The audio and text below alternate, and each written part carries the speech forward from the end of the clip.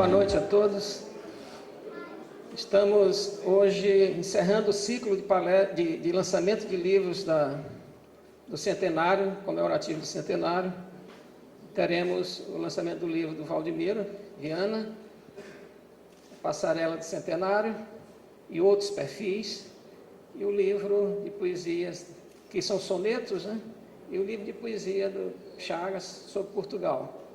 Nós tivemos, a semana passada, o encerramento do ciclo de palestras, mas hoje ainda não estamos encerrando ainda as comemorações do centenário, porque no dia 22, na próxima segunda-feira, às 19 horas, estaremos aqui novamente fazendo a sessão solene de outorga de medalhas de centenário aos acadêmicos da Academia Maranhense de Letras e a diversas personalidades e instituições que colaboraram durante o centenário com a Academia ou têm colaborado sistematicamente com a Academia. Então, hoje a sessão é informal, é o lançamento de livro, ao contrário de segunda-feira, quando será uma sessão mais formal. Então, passo a palavra agora ao nosso Zé Chagas para dizer algumas palavras. Hoje à noite eu estou lançando um livro cujo original foi lido aqui em 1997, portanto há 11 anos. Então, trata-se de um livro já do século passado, um livro relativamente velho, né? Eu não tinha uma ideia de que esse livro pudesse ser editado, né? Mas, como eu entreguei um pacote diverso de coisas ao meu amigo João Moraes, ele entendeu de editar exatamente essa coisa que estava datilografada, que tinha o título de Mar Português, e que ele se encarregou, então, de mandar informatizar, que o livro estava ainda datilografado, naquele tempo eu não tinha nem ainda computador, e preparou o livro, fez a apresentação, fez a revisão, fez a capa do livro, fez a orelha do livro, fez tudo. De maneira que o livro é muito mais dele do que meu, e eu lamento ele não estar hoje aqui porque está um pouco adoentado, né? Porque ele é que é o dono do livro, ele é que é o editor, porque quem escreve em geral não faz livro, a não ser que seja editor. Mas é preciso contar também a história do livro, né? Por que a razão desse livro? Por que Portugal? Por quê? Eu peço desculpa antes de tudo, porque desde que eu passei do tempo da fase dos esquemas para o plano da isquemia, eu estou com uma dificuldade um pouco de articular, de coordenar as ideias, de maneira que me desculpe se eu estiver atropelando os pensamentos. A Academia, em 1997, associou-se à comunidade luso-brasileira do Maranhão para homenagear, como ela faz todos os anos, o Dia de Camões. Melhor, o Dia de Portugal e das comunidades e das comunidades portuguesas, né? Essa afinidade da Academia com a comunidade lusitana é muito interessante, porque nós sabemos que o Maranhão, talvez, sem exagero nenhum, seja o estado mais, ou melhor, São Luís seja a capital mais portuguesa que nós temos no país. Então, nós todos somos também portugueses, e a Academia, por sua vez, também tem seu espírito português, tem como uma tradição. Há 100 anos, um dos fundadores da Academia foi exatamente o Fran Pacheco, que era um português legítimo. Ele se impregnou tanto de Maranhão que eu acho que talvez ele fosse tão maranhense quanto muitos dos maranhenses, seus amigos naquela ocasião. Ele era tão espiritualmente da nossa terra que eu me lembro de que O saudoso professor Matarroma, numa conferência aqui na academia, diz que se alguém quisesse apagar do nosso peito a memória de Fran Pacheco, teria que destruir o Maranhão. Por aí vocês têm uma ideia da relação, então, dessa comunidade portuguesa com a academia. A academia, e o que é mais curioso também é que esse livro foi lido aqui, naquela ocasião, quando se festejava o tricentenário de morte do padre Antônio Vieira. Agora ele é lançado exatamente quando se comemora o tricentenário de morte e agora o 4º centenário de nascimento do padre Antônio Vieira, de um extremo ao outro. Esse livro, a propósito de Portugal, eu tinha que falar a figura de Camões, de Fernando Pessoa, do padre Antônio Vieira. São essa trindade que faz com que Portugal seja eterno para todos os tempos. Eu gostaria aqui de ler, já que nós estamos comemorando o 4º centenário de nascimento do padre Antônio Vieira, eu gostaria de ler do livro um trecho correspondente exatamente. O livro é dividido em 15 tópicos, considerando cada aspecto do mesmo tema. Eu gostaria de ler aqui o tópico na página 36, lembrando o seguinte, que falar do padre Antônio Vieira, na presença aqui do meu confrade Alberto Tavares, é quase um vitupério, porque ele fez uma conferência da mais elucidativa, esclarecedora, luminosa a respeito do padre. Eu já tinha o hábito, ou já tinha ouvido muita gente falar sobre o padre Antônio Vieira, mas falar de maneira superficial, falar de padre Antônio Vieira por fora. E o nosso confrade Alberto Tavares fala do padre por dentro, fala no que ele tem de medular, no que ele tem de essencial, de profundo na estrutura do seu pensamento, por assim dizer, milagroso, ou mirabolante. Mesmo assim, eu vou ler esse trecho aqui. 300 anos de morto? Não, Vieira está vivo ainda, deixando o mundo absorto ante a glória que não finda. E tu, Portugal, escutas nas proféticas palavras o eco de tuas lutas na razão do quanto lavras. Vieira era o verbo em chama, era o pensamento em brasa, no fervor que mais se inflama, quanto mais tempo se apraza. Verbo que emanou 2 povos, verbo luso-brasileiro, a criar sentidos novos para o novo mensageiro. Maranhão e Portugal são hoje um só e não 2. Vieira os vê por igual, 300 anos depois. E também vemos Vieira como o apóstolo atual a pregar a vida inteira no Brasil e em Portugal. São Luís ouve-lhe a voz que o tempo jamais desfez e que ainda ecoa entre nós no convento das Mercês.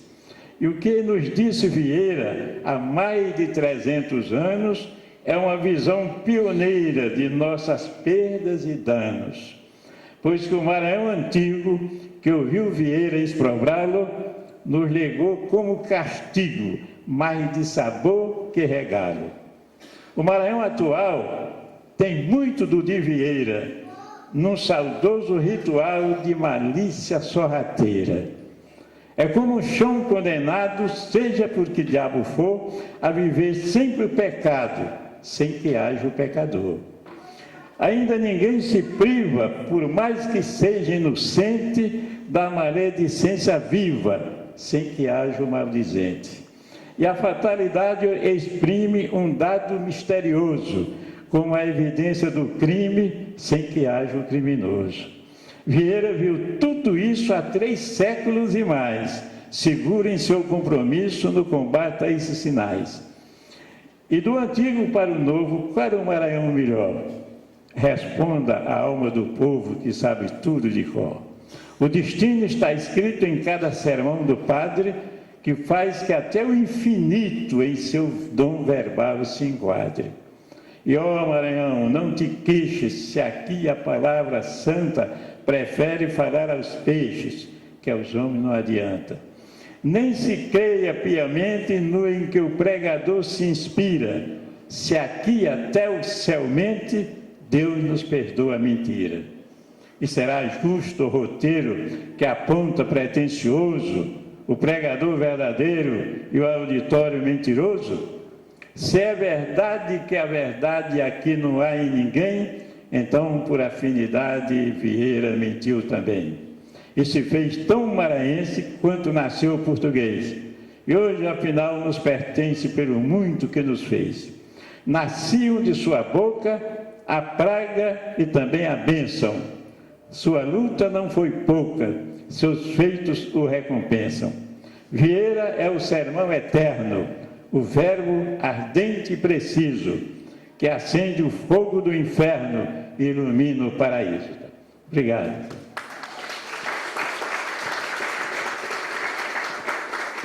Valdemiro vai falar na tribuna. Boa noite, meus amigos.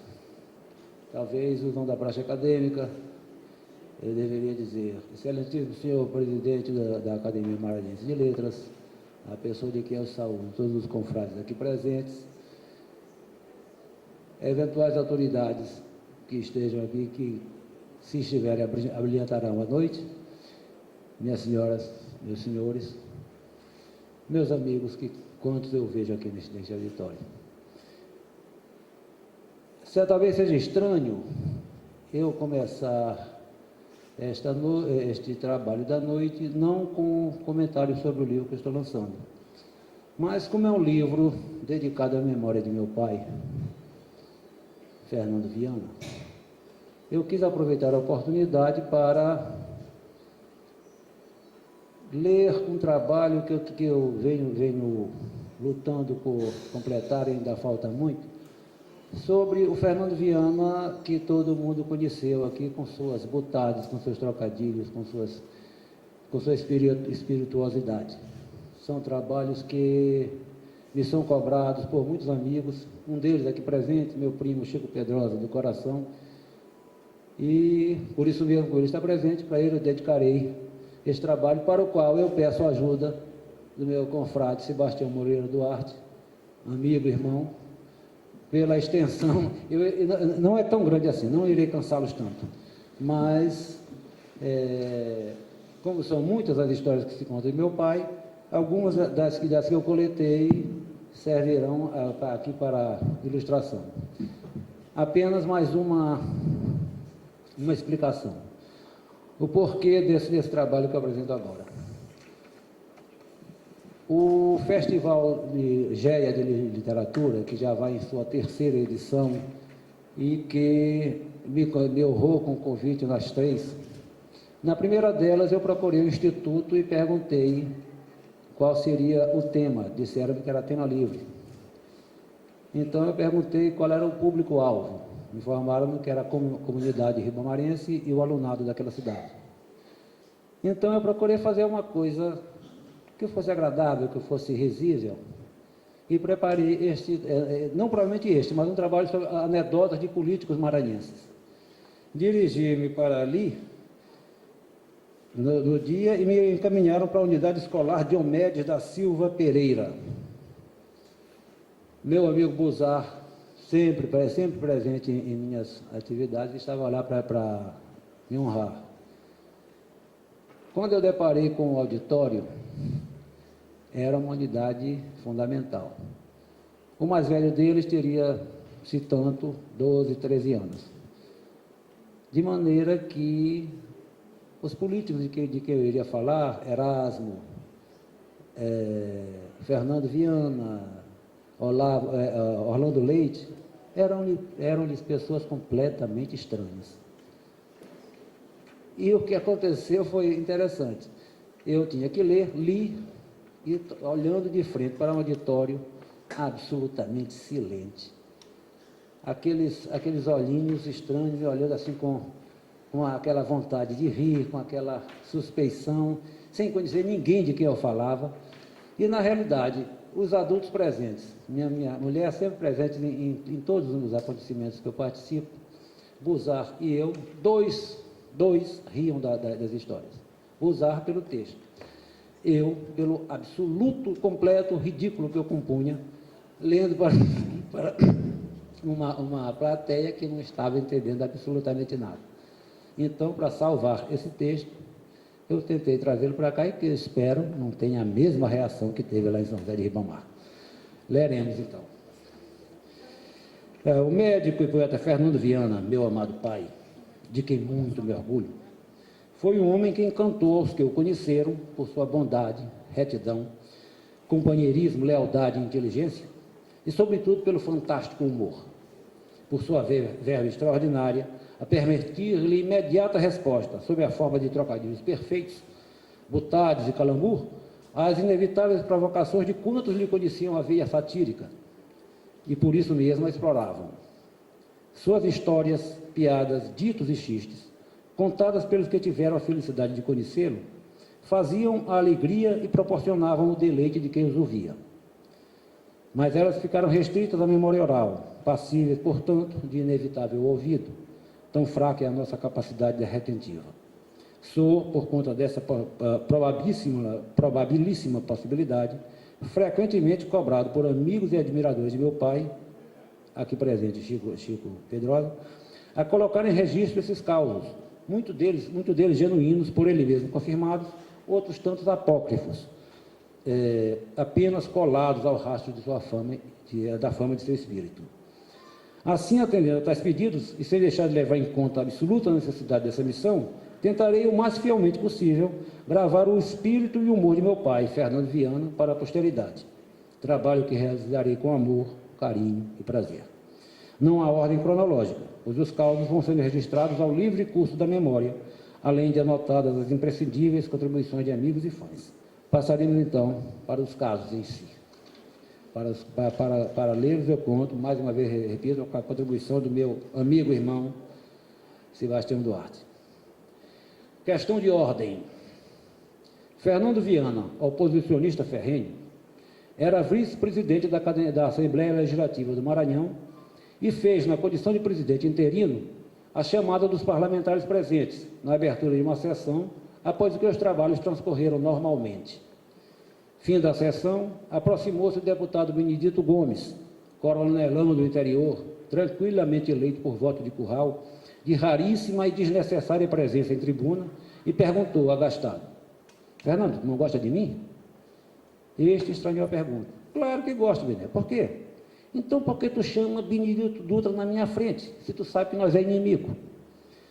O interpelado entendeu a mágoa do colega, riu e tranquilizou. Ora, Bené, é uma questão de ordem alfabética. Tu entendes?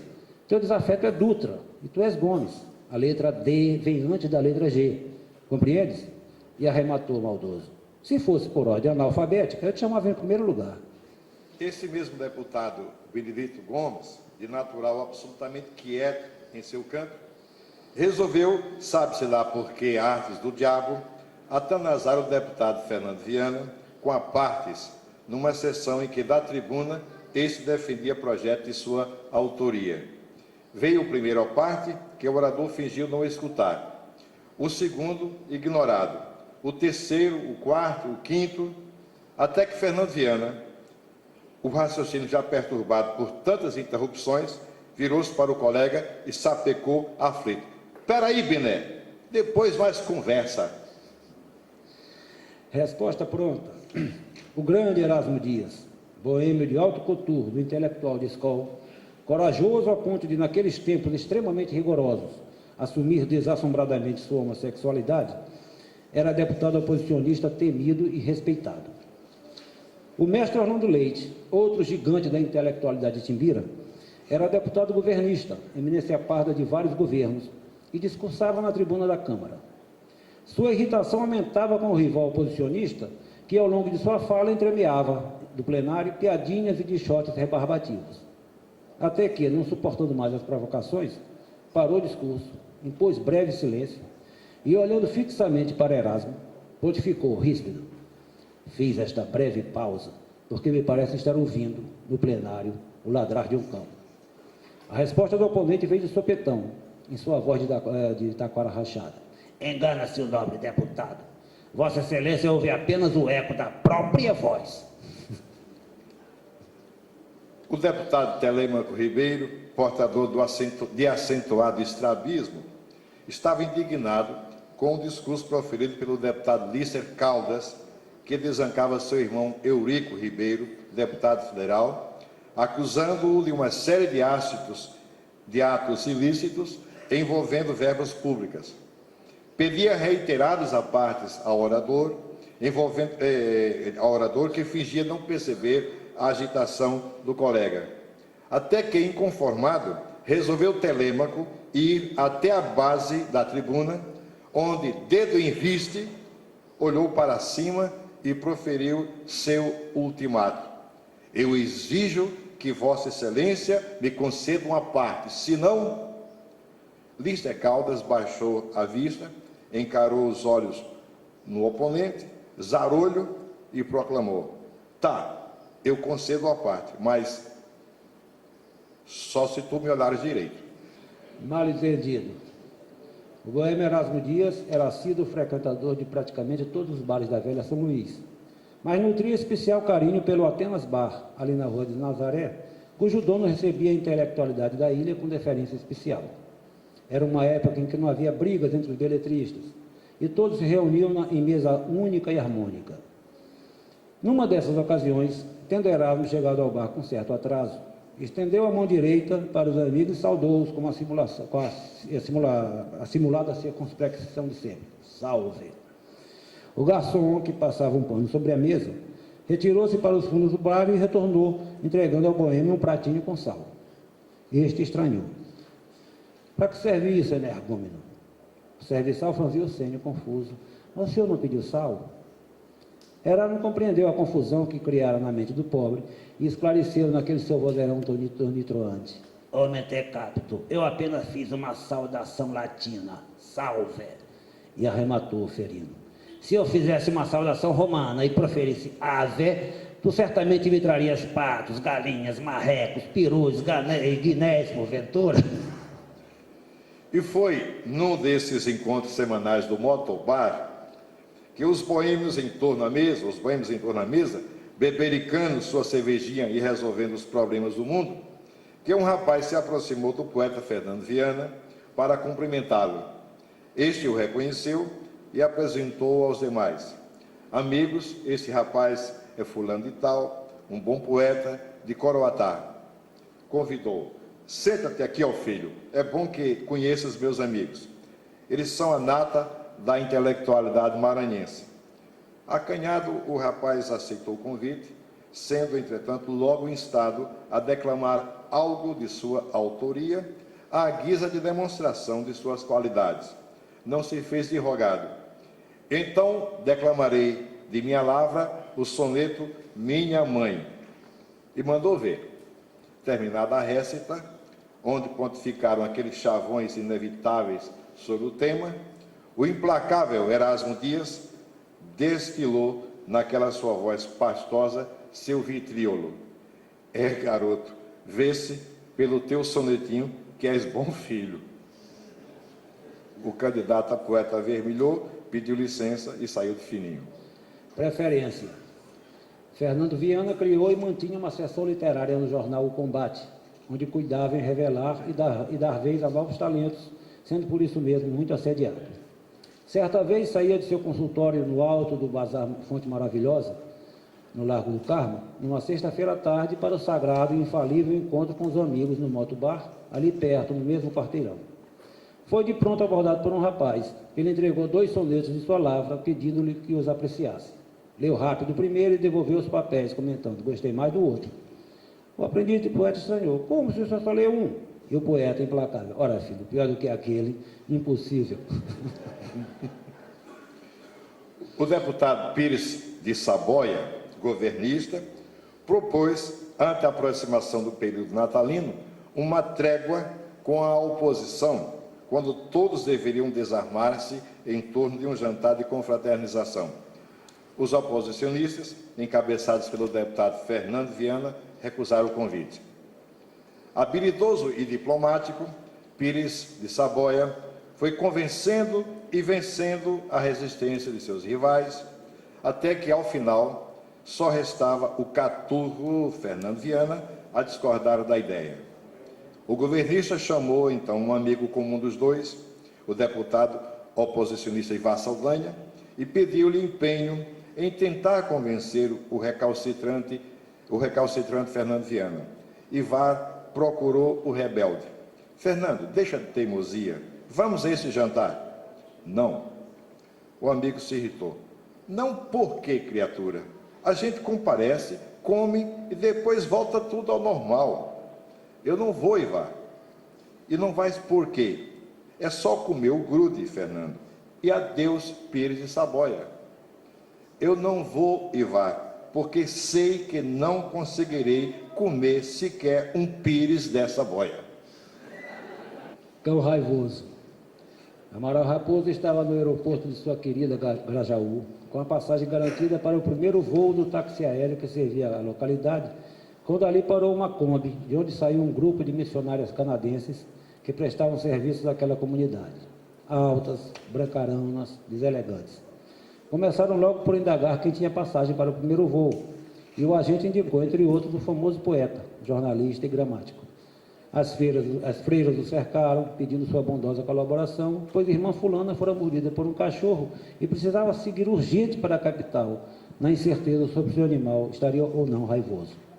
Amaral Raposo examinou detidamente a vítima, conferiu-lhe a completa carência de atrativos e entregou-lhe sua passagem, comentando: vai, irmão, vá logo para São Luís, porque esse cachorro, para ter mordido a senhora, só pode estar completamente doido. Chegando com algum atraso à reunião do Conselho de Cultura do Estado, do qual era membro efetivo, e para cujos membros a Secretaria de Cultura distribuía jetons, o poeta Fernando Viana desequilibrou-se à entrada da sala de reunião e quase vai ao chão. Não fora a pronta intervenção de seu amigo e confrade Jomar Moraes, que o amparou, evitando a queda, enquanto ouvia do eterno gozador que procurava aprumar-se. Puxa, Jomar, quase perco o jeitom. A vantagem. Erasmo Dias comemorava pelos bares da cidade, juntamente com o colega de farda do homenageado, o aniversário do então tenente Gedeão Matos, que à época possuía uma lambreta, os três encarapitados no pequeno veículo. Chegaram ao bar do Hotel Central, ocuparam uma mesa à calçada e fizeram seus pedidos. Enquanto o garçom providenciava o atendimento, o velho boêmio começou a fixar um cidadão numa mesa vizinha, um solitário cearense, que tomava sua cervejinha pacata. Abusado, Erasmo provocou. Por que estás me olhando, rapaz?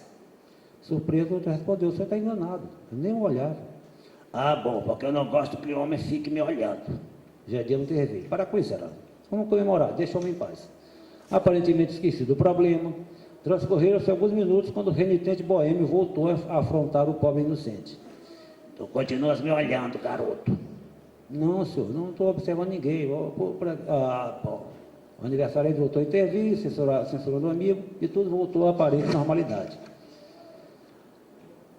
Poucos minutos depois, entretanto, o debochado se levantou, aproximou-se do cearense e plantou-lhe uma bolacha na cara. Aturdido, este se pôs de pé e encomendou um formidável murro no boêmio, que se esparramou pelo chão. E partiu para concluir o serviço, quando Gedeão, leste e severo, se interpôs, dizendo: tá bom, rapaz, já chega. Tu levaste uma bufetada, deste o troco e pronto, vamos parar por aqui. O cearense não queria confusão. Sequer contestou. Chamou o garçom, pagou sua conta e foi saindo de imediato, enquanto Erasmo se levantava do chão, limpava com as mãos as traseiras das calças e exclamava, vitorioso: mas a primeira quem deu fui eu. Já em seus últimos anos de vida, encontrava-se o poeta Fernando Viana na fila do elevador do edifício Bem, com destino ao 6º andar, onde iria tratar de assunto de seu interesse. À sua frente, um jovem casal apaixonado, aos beijos e abraços. Quando o elevador chegou, o casal entrou, o rapaz dirigindo-se ao ascensorista. Quarto, por favor. O emérito trocadilhista Fernando Viana não perdeu a oportunidade. Vocês são jovens, meu filho, vocês são jovens, meu filho, merece ir para o quarto. E virando-se para o cabineiro, meu filho, joga-me no cesto. Eu vou encerrar, porque para não cansá-los. Eu vou ler aqui a última, que há de ser confirmada pelo participante. Você não vai encerrar sem que eu leia uma que não é. Eu só estava lendo Fernando Viana, mas essa daqui eu pedir a sua licença para fugir. Por favor. Ao Fernando Viana, porque eu achei essa daqui eu achei fora de série. Diz o Fernando Viana, o Valdemiro, eu roubo do meu amigo Sérgio Brito, excelente escritor, cronista, articulista e blagueur maranhense, alma generosa e inteligência muito acima da média. Está ali o Sérgio Brito, que não nos deixa mentir, não é? Poucos os que ouviram falar de Luiz Augusto Alves saberão de quem se trata, mas muitos terão conhecido ou ouvido o nome de Luiz Papagaio, como era conhecido. Inteligência viva, boêmio de muitas histórias e vereador junto à Câmara Municipal de São Luís. Como vereador, foi ele incumbido de saudar o então governador do Pará, Jarbas Passarinho, quando a visita desse à capital maranhense. Seu discurso foi um primor de originalidade. Senhor governador, é com alguma facilidade que aceito a incumbência de recebê-lo nesta casa, pois sendo Vossa Excelência um passarinho e eu um papagaio, poderemos falar francamente de ave para ave.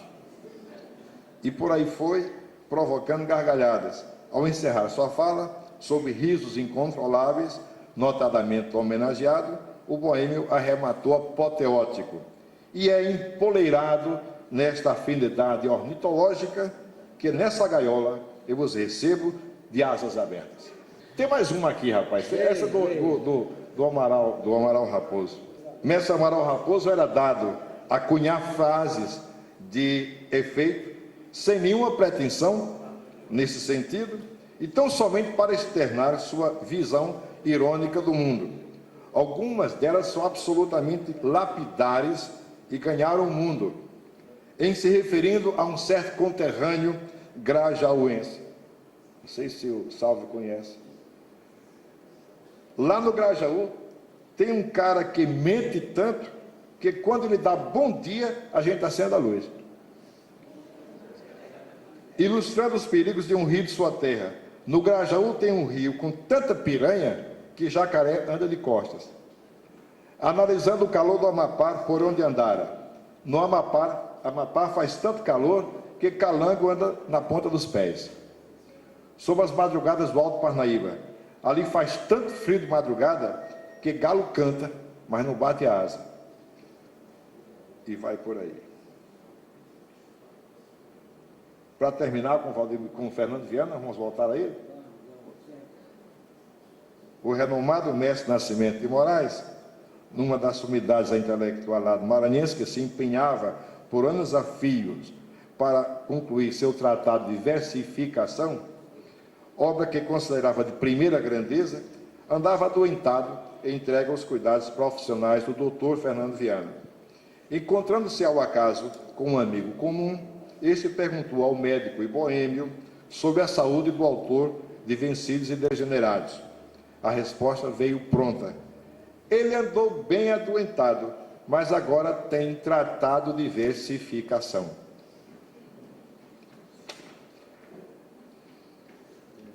Tem mais de Fernando Viana, rapaz.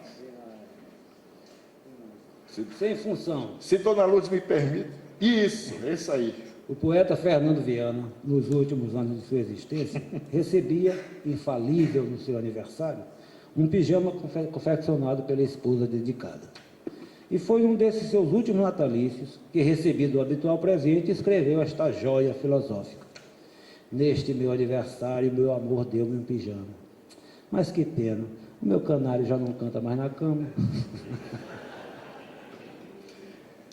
E para casar com essa que você contou, identidade, lá embaixo, virando uma página já. Fernando Viana conversava com seu amigo Zé Filgueiras, em determinada ocasião, e esse puxou do bolso seu isqueiro Zippo para acender um cigarro. Friccionou por várias vezes o esmeril e nada de conseguir fogo. Irritado, comentou: ora, vejam só, doutor Fernando, eu compro um isqueiro, dito como um dos melhores, esfrego, e ele só faz negar fogo, além de me melar todo. O velho boêmio não perdeu a deixa. É que nem eu, meu caro. Esfrego, só para me melar todo e negar fogo. Essa aqui não é de Fernando Viana, é de político maranhense. E me foi cedida pelo meu amigo Sérgio Brito. Jargão. O vereador Manuel Martins, o popular Manuel Jacaré, de restrita instrução, foi representante do bairro de Fátima por várias legislaturas. Ainda vigoroso em seus alentados 80 e tantos anos, fazia certa vez um pronunciamento por escrito sobre assunto que não era de seu pleno domínio, na tribuna da Câmara. Com o visível propósito de embaraçá-lo, um colega pôs-se a aparteá-lo reiteradamente. Já quase conseguia seu objetivo quando o orador, entre agastado e respeitoso, perguntou-lhe naquele seu jargão característico, o mesmo com que tratava seus clientes no empório comercial que mantinha em seu bairro: Vossa Excelência está querendo me escrotear? Até mais, se quiser. O médico e poeta Fernando Viana conversava com seu amigo jornalista Benito Buzar, na Praça João Lisboa, quando foram interrompidos delicadamente por uma moça que se dirigiu ao grande gozador. Doutor Fernando, o senhor me consideraria uma palavrinha? A resposta veio de bate-pronto: até um palavrão, se quiser, não.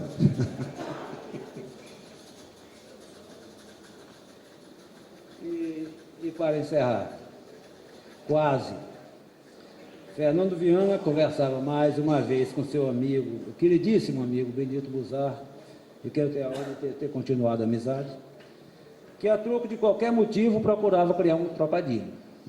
Em dito momento, o poeta comentou, para a estupefação do interlocutor: eu quero me mudar para Florianópolis. E esclarecendo o estranhamento do amigo: pode não ser um trocadilho, Buzar, mas é uma trocadilha.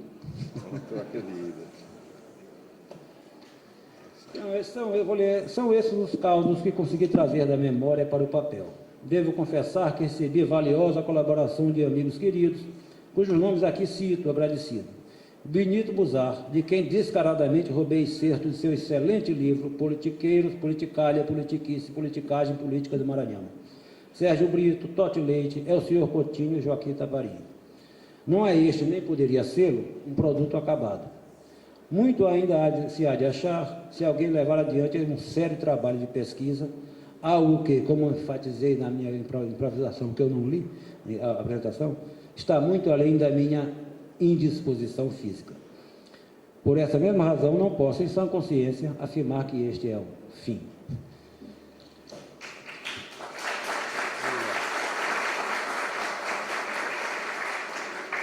Em relação ao livro que hoje lanço, eu queria fazer alguns agradecimentos necessários.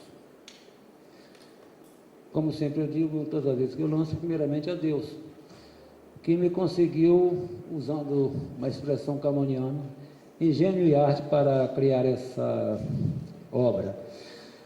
Depois a meus pais, Fernando Viana, a quem eu dedico o livro, e esta santa e doce velhinha, minha mãe, que justificam eu estar aqui. Minha linda e querida esposa, companheira de todas as horas, meus adorados netinhos, meus filhos que eu amo de coração, todos. Meu amigo Milson Coutinho, verdadeira razão de ser desse trabalho, que me desafiou a repetir a empreitada de meu pai. Meu amigo Sebastião Moreira Duarte, amigo e irmão de todas as horas. Aqui esse livro deve ser dedicado, porque ele fez a composição, ele fez a diagramação, ele fez a arte final, ele fez o livro. E, por fim, a meu queridíssimo amigo Montalverne Frota, que me deu o título do livro. Eu, a princípio, o batizaram de Ré Passarela, em função do primeiro passarela de meu pai, e ele, em boa hora, sugeriu a passarela do centenário. Agradeço aqui a presença. Eram essas as... uma outra coisa. Alguém de vocês aqui, eu não consigo me lembrar quem eu falei com tantos, questionou o preço do livro. Para esse e para outros que pensam assim, eu devo responder com uma justificativa matemática fornecida pelo meu querido irmão Sebastião Moreira Duarte, quando ambos discutíamos que preço cobrar, e eu, à época, questionava esse valor. A lógica da resposta é irrefutável. Vejam bem, o livro que fala dos acadêmicos da casa está sendo cobrado, como quem já comprou sabe, pode confirmá-lo, a R$20. Nós, os acadêmicos, somos 40. Se dividirmos esses R$20 por 40, vai dar um resultado de 50 centavos. Ora, se algum de vocês aqui, ou fora daqui, alhures, achar que um acadêmico não vale 50 centavos, senhor presidente, é melhor revisarmos esse conceito que nós desfrutamos na sociedade. Além do que os outros perfis são de graça para vocês. Muito obrigado a vocês.